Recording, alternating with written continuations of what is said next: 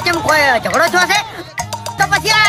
પછી બંકુ એકલું આવે એમ अभी तो माहौल ही बनाना है वाजिद वाजिद